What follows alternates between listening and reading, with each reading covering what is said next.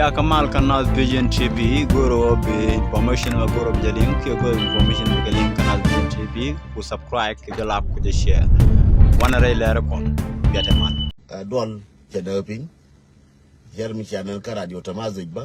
dol ca dawpin ji African Union bilu ne kan jaw ca ka jona ne tela garma char ma waje ka je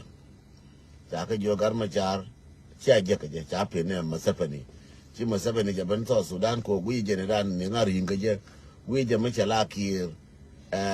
kan ji chala kir kan ji gat de ngayen wora mi yere ga masafani so de balara kiri shengan masabani yara masabani da ba jo nyami ga diala o masabani jen ko ke kuri nga pel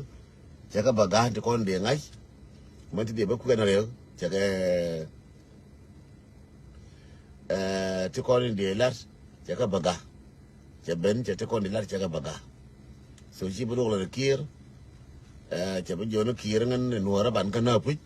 ye no le nga je go cha kir jo nuara ban kana pu nuara ba ka ma da bo Uganda ba ka na Uganda chu dal ka nuara cha kir cha ka ma shuar na san wo jin wodi ti ba ka to ban yin ka amma cha shuar ka kir no an wo ban yin ka kon cha da la ka kir kana masaba ne kon nuara so je na be ba shuar ka wo ngan ba yo ka nuara so no amacha la kan pan ko fer wejen wo be subscribe ka bi jalla ka bi share ko ba je ga ne ko kien ko ba kon ko lo goro ba